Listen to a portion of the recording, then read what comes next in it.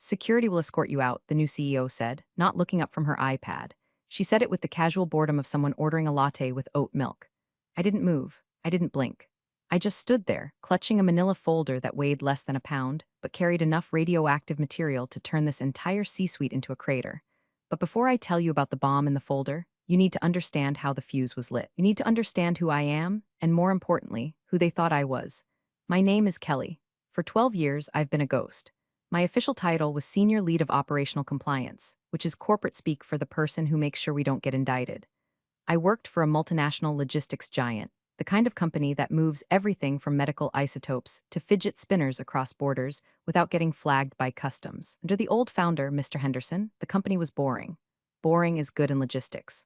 Boring means your packages arrive, the SEC doesn't raid your office, and your shareholders sleep at night. Mr. Henderson was a man who wore the same gray suit for 30 years and believed that a clean audit was better than a viral marketing campaign. He respected the rules. He respected me. Then Mr. Henderson died. The vacuum he left was filled not by his careful, seasoned deputy, but by the board's new darling, Madison. Madison was 36, had a shiny MBA from a school that costs more than my house, and spoke exclusively in buzzwords. She didn't care about supply chains. She cared about synergy and disrupting the narrative. She walked in on day one wearing Louboutins that clicked against the marble floor like a ticking clock, followed by an entourage of consultants who looked like they'd been cloned in a lab that specialized in hair gel and overconfidence. The change was immediate and violent. It wasn't just a leadership change, it was a cultural evisceration. The muted beige walls were painted a stark, aggressive white.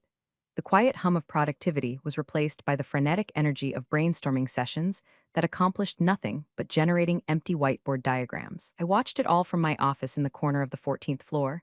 I'm invisible to people like Madison. To her, I was just legacy staff, I was furniture.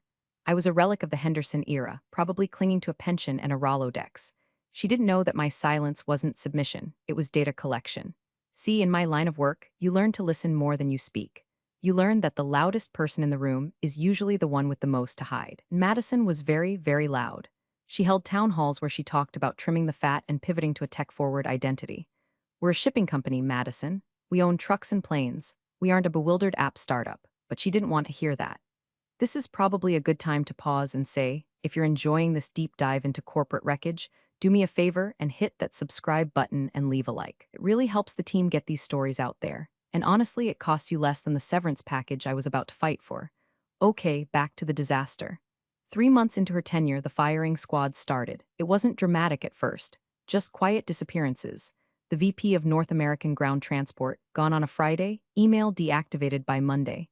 The head of customs brokerage, retired unexpectedly to spend more time with a family he hated. Madison was bringing in her own people. That's standard corporate rating, sure. But these new hires were wrong. I started noticing it in the vendor approval logs. My department, compliance, is supposed to vet every new partner. We check for sanctions, we check for conflicts of interest, we check for financial stability. Suddenly, requests were bypassing my desk. I'd see a new invoice for a consulting firm based in the Caymans that had been approved directly by the CEO's office. I'd see IT contracts awarded to companies that had existed for less than a week. I went to Madison's right-hand man, a guy named Tyler who wore vests and never made eye contact. Tyler, I said, holding a printout, this vendor for the fleet GPS upgrade. They don't have a DUNS number. They don't have a website. Who are they? Tyler laughed. Dry, dismissive sound. Kelly, you're thinking too logically. We're moving fast. We don't have time for the red tape. Madison approved it. Just file it. It's not red tape, Tyler. It's federal law. If we're moving hazardous materials, our tracking partners need to be certified. We're pivoting, he said, turning back to his 3 monitors. Just file it, Kelly, or we can find someone who will. That was the first threat. It was subtle, but it was there. Get on board or get out. Most people would have backed down. Most people would have polished up their LinkedIn profile and started looking for golden parachute. But I'm not most people. I felt a cold, hard knot form in my stomach. It wasn't fear. It was the sensation of a predator noticing a shift in the wind. I went back to my office and closed the blinds. I logged into my terminal, and I started doing what I do best. I didn't just file it, I documented it. I started a shadow log. Every time they bypassed a protocol, I noted it. Every time they ignored a regulatory flag, I saved a copy of the override command, time-stamped and digitally signed. They thought they were stripping the company for parts, selling off the boring, profitable logistics arms to fund their flashy tech initiatives. They thought because they had the titles, they had the power. But they forgot one thing. The higher you climb, the more unstable your footing becomes if you don't check the foundation. And I was the one holding the blueprints to the foundation. I sat there, watching the sun dip below the skyline of the city, reflecting off the glass tower that Madison thought was her kingdom. I lit a cigarette. Yeah, I know, you can't smoke indoors anymore, but I knew exactly where the smoke detectors were and how to disable the one in my office without triggering a building-wide alarm. Another perk of being the person who wrote the safety protocols. I exhaled a thin stream of smoke and watched it dissipate against the air vent. Okay, Madison, I whispered to the empty room. You want to modernize? Let's see how modern your prison sentence looks. I didn't know it then, but I was already holding the weapon that would end her. It wasn't the files on my computer. It was the plastic ID badge clipped to my belt loop. The one with my unflattering photo from 10 years ago. The one Madison had sneered at in the elevator because the laminate was peeling. She had no idea what that badge could do. The atmosphere in the office shifted from toxic to radioactive over the next 4 weeks. Madison wasn't just incompetent, she was actively dangerous. Her strategy seemed to be based on the idea that if you moved money around fast enough, nobody would notice it was disappearing. The first major red flag that something catastrophic was coming wasn't a spreadsheet, it was the coffee machine. For 20 years, we had a contract with a local vendor who stocked the break rooms with decent, fair trade coffee. It was a small perk, but it mattered. One Monday, the machines were gone. In their place were sleek, app-enabled dispensers that required you to scan a QR code, and I kid you not, watch a 15-second internal branding ad from Madison before it would dispense a cup of lukewarm sludge. It's about engagement, the internal memo said. Every cup is a touchpoint with leadership. I stood there, watching Madison's face on a tiny LCD screen talking about paradigm shifts while I waited for my caffeine, and I realized, she's broke. The company isn't making money. She's cutting the coffee budget to pay for the consulting fees. I went back to my desk and pulled the quarterly projections.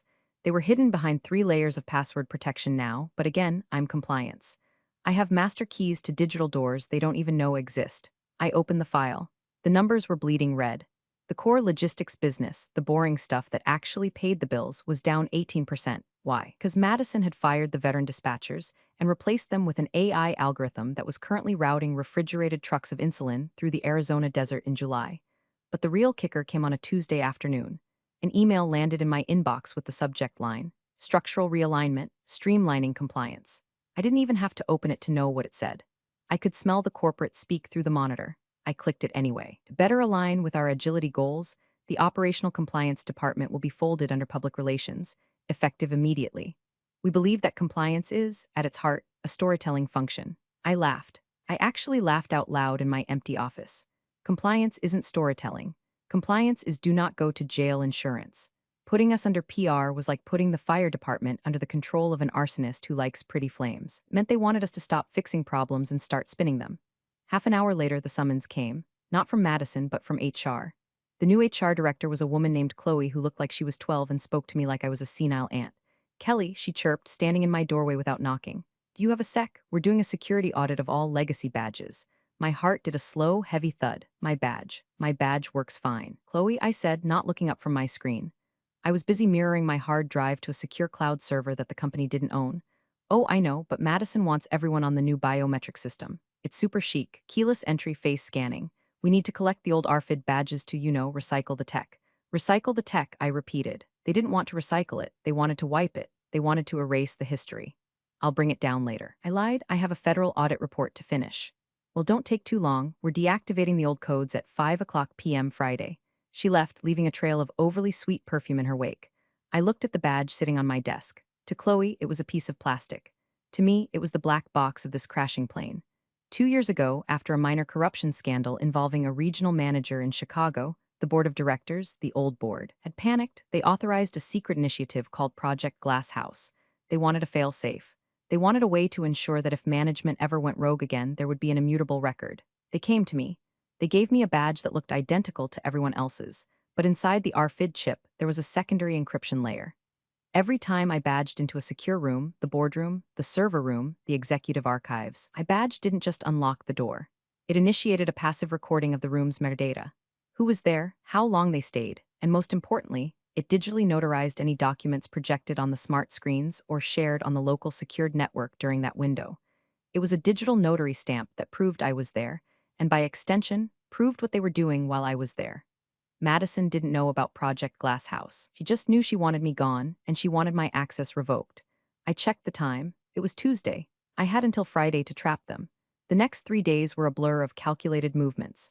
I attended every meeting I could invite myself to. I sat in the back of the strategy sink where Tyler discussed shifting liability for lost cargo to our subcontractors, illegal.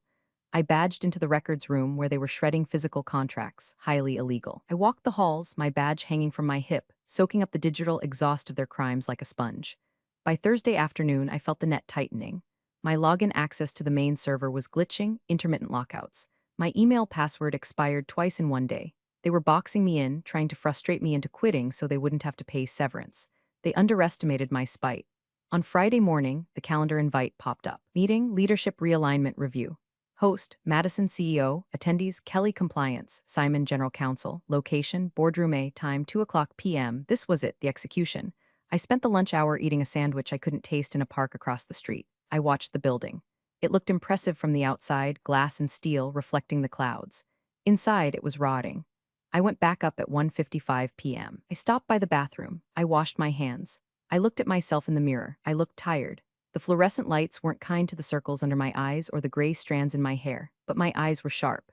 They were the eyes of someone who had double-checked the parachute while everyone else was busy drinking champagne in the cockpit. I took the badge off my belt loop. I held it in my hand for a moment, feeling the smooth plastic. Okay, I said to my reflection. Let's go get fired. I walked down the hallway toward Boardroom A. The glass walls of the conference room were frosted, but I could see the silhouettes inside. Madison was pacing. Simon, the general counsel, was sitting still. I swiped my badge on the reader one last time, beep. The light turned green, the lock clicked. The system logged my entry, user Kelly. Time, 1:59:45 p.m. Status, authorized. And the hidden code in the badge whispered to the mainframe. Session started, recording chain of custody. I pushed the door open. The air in Boardroom was 10 degrees colder than the rest of the building. Madison liked it that way. She claimed it kept the synapses firing, but I'm pretty sure she just liked watching her subordinates shiver. Madison didn't look up when I entered. She was swiping furiously on her tablet, her eyebrows knit together in a performance of extreme busyness. Simon, the general counsel, looked worse.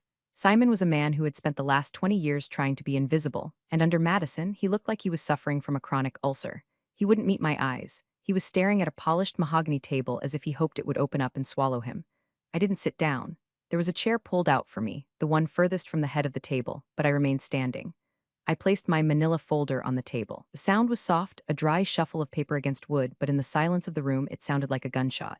Madison finally stopped swiping. She didn't look at me, though. She looked at Simon. Go ahead, Simon, she said, her voice bored. She picked up a bottle of sparkling water and unscrewed the cap, crack hiss. Simon cleared his throat. It sounded like grinding gears. Kelly, thank you for coming in. I work here, Simon. I didn't come in. I walked down the hall. I said my voice was steady. Too steady. Simon flinched. Right, well, as you know, the company is undergoing a significant transformation. We're moving towards a more agile, integrated model. And in looking at the redundancies across departments, we've made the difficult decision to eliminate the standalone compliance function. Eliminate compliance, I repeated. You're firing the brakes on a speeding car. We're integrating it, Madison snapped, finally looking at me. Her eyes were cold, dead blue. We don't need a department of people telling us no all day. We need yes people, we need enablers. And frankly, Kelly, your energy is historic. It's heavy. It doesn't fit the brand. My energy is historic, I said, tasting the words. Is that what we're calling adhering to SEC regulations now? Historic energy? This isn't a debate, Madison said, waving her hand as if swatting away a fly. Your role is terminated effective immediately. We're offering you 2 weeks of severance in exchange for signing a standard NDA. If you don't sign, you get nothing. And we will contest your unemployment claims on the grounds of performance issues. Performance issues, I said. I have 12 years of perfect reviews, Madison. You've been here 4 months. And in those 4 months, you failed to adapt, she said, smiling. It was a shark smile. You're obstructive. You're a bottleneck. You're done, she turned back to her iPad. The meeting was over in her mind. I was already deleted. Simon has the paperwork, she said to the air. Sign it, leave your laptop, and security will escort you out. I have a strategy call in 5 minutes. Goodbye, Kelly. The disrespect was breathtaking. It was a masterclass in dehumanization. She wanted me to feel small. She wanted me to feel like a confused middle-aged woman being put out to pasture because she couldn't figure out how to use Slack. But I didn't feel small.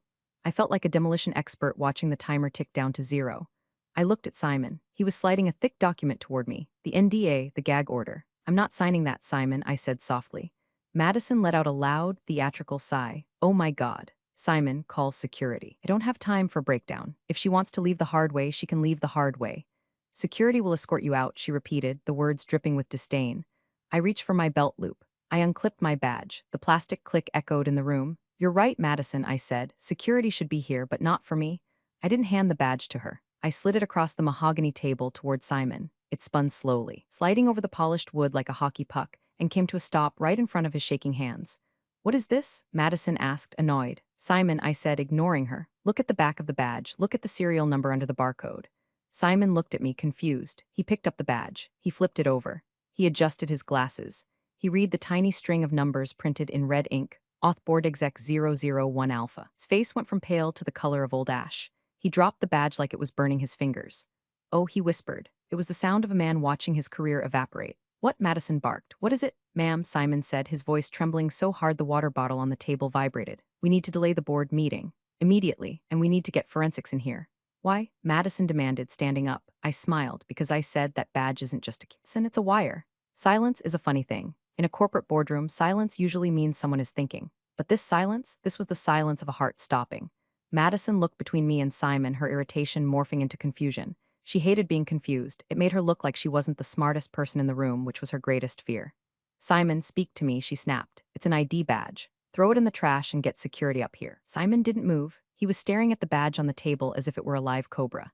He looked up at Madison, and for the first time I saw genuine fear in his eyes. Not that I might lose my bonus fear. That I might lose my law license and freedom fear. "Madison," Simon said, his voice barely a whisper. "Do you know what code alpha means in the legacy security protocols?" "I don't care about legacy protocols," she shouted. "I care about this woman leaving my office." "It means," Simon continued, ignoring her, "that this badge has board-level executive clearance. But more than that, it means it's a roving audit device." He looked at me. "Kelly, how long has this been active?" "Since the day Mr. Henderson died," I said calmly.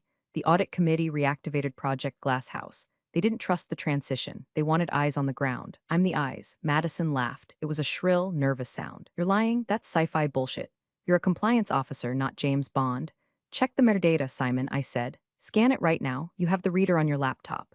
Simon's hands were shaking as he pulled a small USB scanner from his bag, standard issue for legal, usually used for verifying visitor passes. He plugged it in. He swiped my badge. His laptop screen populated with a waterfall of data, green lines of text scrolling faster than the eye could read. "What is that?" Madison asked, walking around the table to look over his shoulder. "Logs," Simon said, his voice dead. "These are entry logs, but—" "Jesus, Kelly, look at the file sizes. Open the folder marked current session," I instructed. Simon clicked. A window popped up. It showed the current date, the current time, and a list of active files. Audio trace active. Doc notary sync. NDA termination draft V4. PDF attendee ID. CEO Madison attendee ID. Gen Counsel Simon flag. Retaliatory termination event. "You're recording us?" Madison screeched. "That's illegal. That's a felony. Two-party consent state, you bitch." "Actually," I said, leaning back against the wall, enjoying the show. "Check your employment contract, Madison." Section 14, paragraph B. "All executive meetings occurring on company property are subject to internal monitoring for quality and compliance assurance. You signed away your expectation of privacy the day you took the job. Mr. Henderson put that clause in 20 years ago to catch people stealing staplers. You just used it to hang yourself." Madison turned purple. "I am the CEO. I can override that." "You can override future policies," Simon corrected her, slumping in his chair. "You can't override a board directive that predates your employment. And you certainly can't override the chain of custody on a device designated as a federal audit tool." Simon looked at me with a mix of horror and grudging respect. "You didn't just log this meeting, did you?" "I've logged everything, Simon," I said. "For 4 months. Every time I walked into a room where you were discussing how to bypass customs regulations, logged. Every time Tyler bragged about paying off that inspector in Miami, logged. Every time you, Madison, approved a vendor payment to that shell company in the Caymans from your personal iPad while connected to the boardroom Wi-Fi."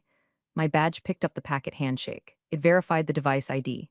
Madison froze. The color drained from her face so fast she looked like a marble statue. "The Caymans?" she whispered. "Oh, did you think encrypted meant invisible?" I asked. "Creates a digital footprint. And when you're in a room with a Class Alpha audit device, that footprint gets stamped, sealed, and uploaded to a server that you don't have the password for." I pointed to the manila folder I'd placed on the table earlier. "That folder isn't my severance paperwork, Madison. That's the index." Madison stared at the folder. She reached out a hand, her fingers trembling, and flipped it open.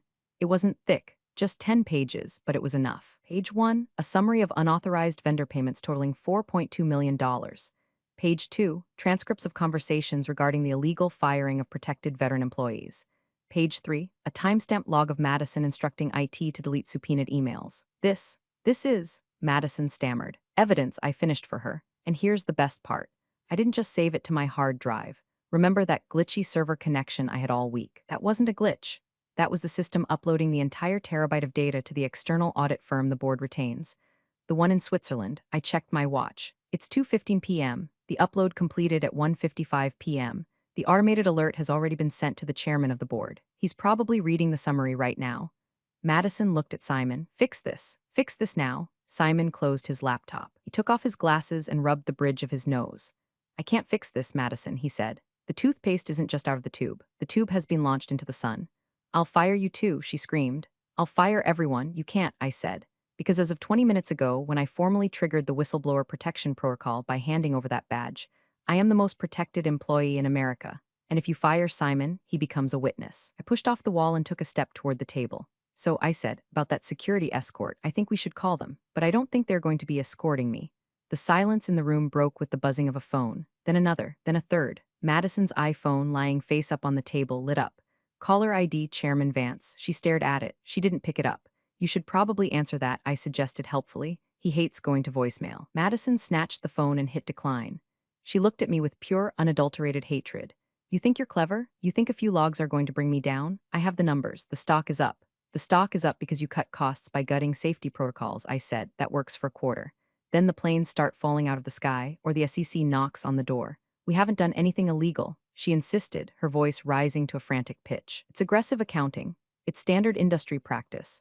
Is it standard practice to reclassify hazardous chemical transport as general dry goods to save 15% on insurance premiums? I asked, because I have a recording of Tyler suggesting exactly that in the strategy sync last Thursday. And I have the approval email you sent him 3 hours later. Simon put his head in his hands. Oh, God. Madison, tell me you didn't approve the hazmat reclassification. It's just a coding error, Madison lied. We fixed it. The badge logs show you overrode the warning flag, I said twice. That's willful negligence. In the logistics world, that's not a firing offense, Madison. That's a go to federal prison for 10 years offense. Madison paced the room, her heels clicking frantically. She looked like a trapped animal testing the electric fence. Tyler, she muttered. Tyler will take the fall. He proposed it. It was his initiative. And there it is, I said. Bus, you're ready to throw him under it. He's a consultant, she yelled. That's what they're for. Here's the problem, I said, tapping the folder. Tyler isn't stupid. He knew you were reckless. So do you want to know what I found when I cross-referenced the badge logs with the server traffic? I flipped to page 5 of the folder. Tyler has been BCCing his personal Gmail on every single illegal directive you sent him. He's been building his own insurance policy. But unlike me, he didn't do it legally. He stole proprietary data, which means when the feds come, he's going to flip on you so fast it'll break the sound barrier to get a plea deal. Madison stopped pacing. She looked at the window, then back at me. The reality was finally setting in. She wasn't fighting for her job anymore. She was fighting for her life. What do you want? She asked. Her voice was quiet now. Transactional, you want money. You can negotiate a settlement. A consulting fee, we can wipe the logs. You can't wipe the logs, Simon interrupted, his voice hollow. She told you, it's a blockchain ledger, it's distributed. The moment it uploaded to the Swiss audit firm, it became immutable. Even if you burn this building down, the record exists. I don't want money, Madison, I said. I want my company back. Your company? She sneered. You're a middle manager. You're a nobody. I'm the person who keeps the lights on, I said. I'm the person who makes sure the drivers get paid and the cargo gets inspected so we don't accidentally ship a dirty bomb into a port. People like you think companies are just stock tickers and brand assets. You forget that there are actual people doing actual work underneath your vision. You broke the machine because you didn't understand how it worked. The phone buzzed again. Caller ID, Chairman Vance. This time was followed by a notification on Simon's laptop, a high-priority email flag. Simon opened it, he read it, he closed his eyes. Madison, he said, that was the general counsel for the board. They've convened an emergency session. They are placing you on administrative leave effective immediately. Your access to all company systems has been revoked. Madison grabbed her iPad. She tried to unlock it. Access denied. She tried her laptop. System locked. Contact administrator. She looked up, her eyes wide with panic. They can't do this. I'm the CEO, not anymore, I said. Right now you're a liability. The door to the boardroom opened. We all turned. It wasn't security. It was Tyler. He looked sweaty. He was holding a box of his personal belongings. He looked at Madison, then at me, then at the floor. Tyler, Madison asked, what are you doing? HR just called me, Tyler stammered. I said my contract is terminated. Something about unauthorized data transfer? He looked at me. He knew. He saw the badge on the table and he knew. I didn't know, Tyler said to me, his voice pleading. I just did what she told me. Save it for the deposition, Tyler, I said. Madison looked at her loyal right-hand man, effectively fleeing the sinking ship. She looked at Simon, who was mentally drafting his resignation letter. And then she looked at me. You ruined everything. She hissed, we were going to be a unicorn. We were going to go to the moon. Madison, I said, picking up my manila folder. This is a trucking company. We drive on the road, and you were driving drunk. The elevator dinged down the hall. Heavy footsteps approached. Now, I said, I think that's the security escort. To understand why I did it, why I risked my career, my pension, and my sanity to take down a woman who made 10 times my salary. You have to understand the ghosts in these walls. 10 years ago, this company almost died. Not from a bad quarter, but from rot. A regional VP in the Midwest was running a kickback scheme with a construction firm. He was skimming millions, cutting corners on warehouse safety. Then a roof collapsed in the city. 2 men died. One of them was 22 years old. Mr. Henderson, the founder, was devastated. He was a hard man, but he was a fair man. He flew to the city. He met the families. He paid for the funerals out of his own pocket. And when he came back, he called me into his office. I was just a compliance analyst then. I thought I was getting fired. Kelly, he had said, looking out the window at the gray city rain. We failed. I failed. We got too big and we stopped watching. We can implement tighter audits, sir, I had said. Audits are paper, he replied. Paper can be forged. I need a conscience. I need someone who isn't interested in being friends with the executives. Someone who cares more about the truth than the stock price. That was the day Project Glass House was born. It wasn't just a surveillance program, it was a covenant. The badge wasn't just a piece of tech, it was a badge of office in the truest sense. I became the designated keeper. The board granted me a specific charter to protect the integrity of the company operations against all threats, internal and external. I took that oath seriously. When Madison came in, I tried to give her a chance. I really did. But when she started dismantling the safety checks, the very checks we put in place after the city collapse, I knew she wasn't just greedy. She was erasing the memory of those mistakes. She was setting us up to kill someone else. Back in the present, the boardroom was getting crowded.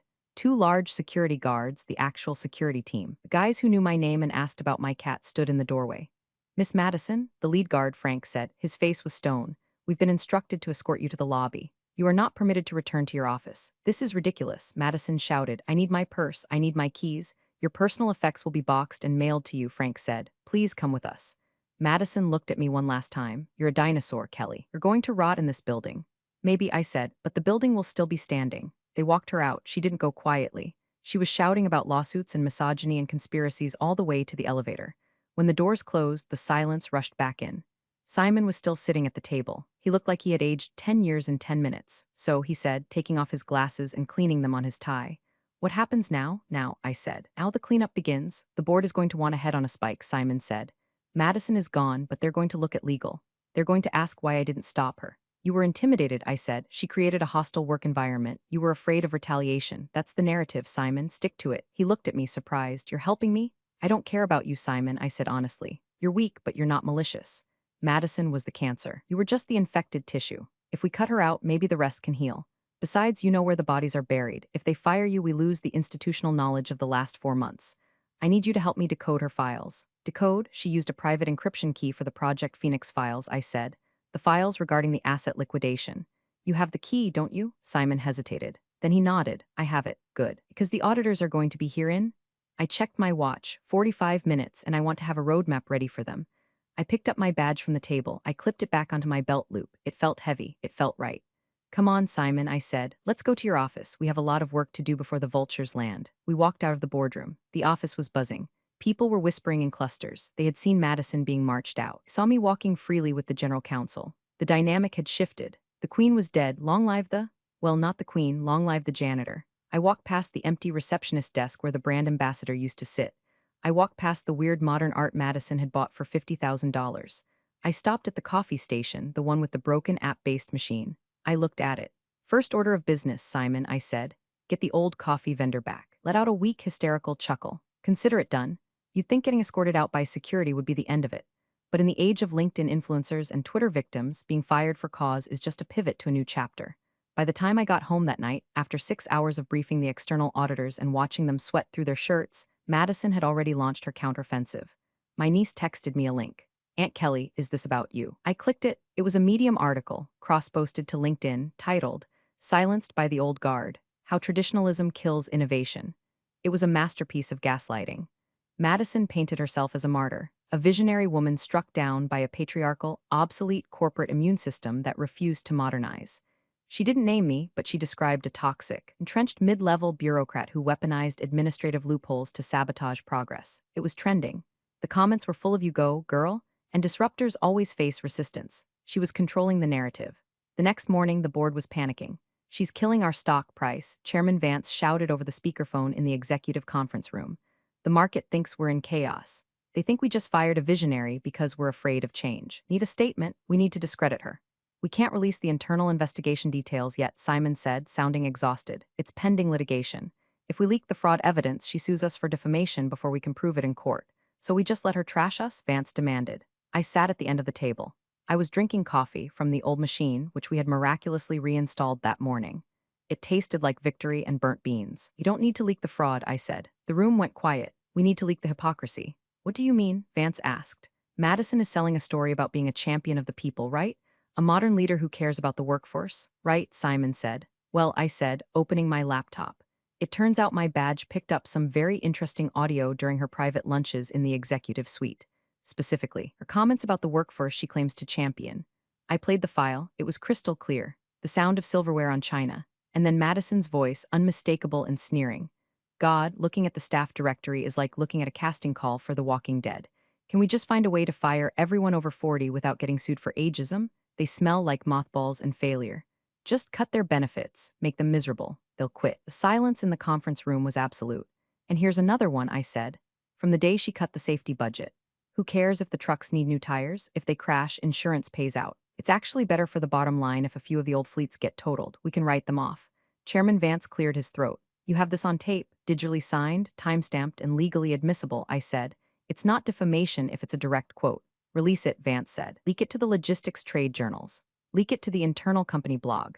Let the employees hear what she really thinks of them. I already have a draft ready, I said, but there's one more thing. What? She's announcing a new startup venture today, I said. According to her Twitter, she's soliciting investors, so, I smiled. I think the SEC might want to see the files regarding where her seed money came from. Remember those consulting fees to the Caymans? I traced the shell company. The sole beneficiary is a trust listed under her maiden name. She embezzled? Simon whispered. She didn't just embezzle, I said. She stole from the company to fund her next company. That's not just a firing offense. That's grand larceny. Do it, Vance said. His voice was cold iron. Bury her. We released the audio tapes at noon. By 2:00 p.m., Madison's victim narrative had collapsed. The internet, fickle beast that it is, turned on her instantly. The comments shifted from "you go girl" to "you monster."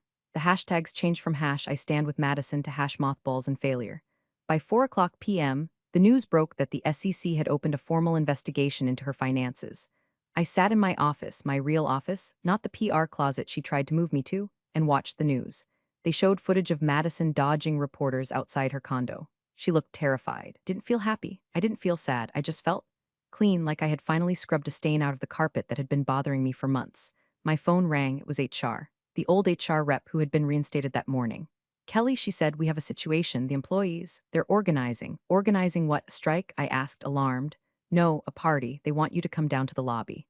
I walked out of the elevator and into the lobby. It was packed, not with executives, but with the people who actually did the work. Dispatchers, drivers, warehouse managers, junior analysts. When they saw me, they didn't cheer. This isn't a movie. They're tired adults with mortgages, but they stopped talking. They looked at me. And then one by one they nodded. It was better than applause. It was acknowledgement. We know what you did. Dave, the head of fleet maintenance, a guy with grease permanently under his fingernails, stepped forward. Heard we're getting the tire budget back, he grunted. Approved it an hour ago, I said. Good, he said, because I wasn't going to put my guys in those trucks another week. I know, Dave, thanks, he said. He extended a hand. I shook it. That was the party. A handshake and a confirmation that we weren't going to die on the highway. It was the most beautiful thing I'd ever seen. The next week was a bloodbath, but the good kind. The board gave me temporary carte blanche to clean house. I fired Tyler. I fired the brand ambassadors. I fired the 24-year-old VP of Synergy. I fired the entire external consulting team. I walked through the office like the angel of death, but instead of a scythe, I had a termination form and a security guard named Frank. You can't do this, the VP of Synergy cried as he packed his succulent plants. I have a contract. Your contract was with a fraudulent administration, I told him. And you paid for these plants with a corporate card that was flagged for misuse. Leave the cactus. We stripped the white paint off the walls. We brought back the beige. We rehired the VP of North American Ground Transport. He was bored of his family anyway. The office started to quiet down. The frantic energy of innovation was replaced by the steady, rhythmic hum of logistics. Phones ringing, keyboards clacking, problems being solved, not ideated. But there was still one loose end. The board, they were grateful, sure. I had saved them millions, but I had also shown them that I had the power to destroy them. I held the keys to the glass house. I had the badge. Chairman Vance flew in on Friday. He called a private meeting with me. Just him and me in the boardroom where it all went down. Kelly, he said, sitting where Madison used to sit. He looked at me with a mixture of admiration and wariness. You've done an incredible job. You saved the company. I did my job, sir. You did more than your job, he said. You acted as a independent oversight mechanism. That was the mandate. Yes, he said slowly. But now the crisis is over, and the board feels uncomfortable with the idea of a permanent internal surveillance officer with that level of clearance. It creates a liability. He slid a piece of paper across the table. It was a check. A very, very large check. We'd like to offer you early retirement, he said. Full benefits, double pension, and this bonus. In exchange for the badge and the deletion of the archives, I looked at the check. It was enough to buy a beach house. It was enough to never work again. I looked at Vance. He was smiling, but his eyes were hard. He wanted the weapon gone. He wanted to go back to a world where the executives could cut corners without a ghost watching them. I reached for the check. I picked it up. I looked at it, then I tore it in half. Vance's smile vanished. Kelly, that's a very generous offer. It is, I said. But you're missing the point, Mr. Vance. I didn't save this company for you. I saved it for Dave and maintenance. I saved it for the drivers. I leaned forward. I'm not retiring, and I'm not deleting the archives. Because if I do, who's going to stop the next Madison? Who's going to stop you if you decide to cut the tire budget to boost your quarterly bonus? Vance stiffened. Are you threatening the board? No, I said. I'm ensuring it. As long as I'm here, as long as this badge is on my hip, everyone plays by the rules, including you. I stood up. I'll be in my office, I said, the real one. On the 14th floor. If you need me, send an email. I'll be watching. I walked to the door. Kelly, Vance called out. I stopped. Security won't escort you out, he said, a dry smile touching his lips, because I don't think they'd listen to me if I told them to. Smart man, I said. 3 months later. The office is boring again. It's wonderful. The walls are beige. The coffee is average. The stock price has stabilized. It's not to the moon, but it's steady, and we're paying dividends again. Madison took a plea deal, turns out. Federal prosecutors have a lot of leverage when they have HD audio of you admitting to insurance fraud. She's doing 18 months in a minimum security facility, followed by 5 years of probation. She's banned from serving as an officer of a public company for life. Last I heard, she's writing a memoir about adversity. I'm sure it will sell dozens of copies. Tyler cooperated and got off with probation and a heavy fine. He's working at a car dealership in New Jersey now. I hope he's happy. As for me, I'm exactly where I've always been. Corner office, 14th floor. My title has changed, though. They couldn't fire me and they couldn't buy me out, so they promoted me. Chief Integrity Officer. It's a made-up title, but it comes with a raise and a seat at the quarterly board meetings. People walk differently around me now. There's a rumor that I have cameras in the smoke detectors. I don't. There's a rumor that I can read their emails in real time. I can, but I usually don't bother unless they flag for keywords like embezzle or cover up. I'm the office boogaman. I'm the witch of the 14th floor, and I'm fine with that. New hires are warned about me on their first day. Don't try to cut corners, the veterans whisper. Kelly will know. Kelly always knows. It keeps them honest. Tonight, I'm the last one in the building again. The cleaners are vacuuming the hallway, the same hallway where Madison told me security would escort me out. I wave to them. They wave back. I walk over to the window and look out at the city. The lights of the logistics hub down at the port are twinkling in the distance. Trucks are moving. Planes are landing. The blood of the economy is flowing, pumping through the veins of the infrastructure we built. It's not glamorous. It's not disruptive. It's just work, but it's honest work. I touch the badge on my hip. The little red light pulses once, slow and steady. A heartbeat. System status. Secure watchdog. Active. I turn off the lights in my office. I don't need to lock the door. Nobody would dare break in. I walk to the elevator, my heels clicking on the linoleum, not the click of Laubautins. The solid, sensible sound of boots that are made for walking through the wreckage and coming out the other side. I press the button for the lobby. The doors slide open. I step in. Going down, the elevator voice asks. No, I say to the empty car. We're staying right here. And the ghost in the machine takes me home. Thanks for watching, you cubicle warriors. Hit that subscribe button. Unless you're my old boss, then you're on your own. Revenge of the coffee pot strikes again.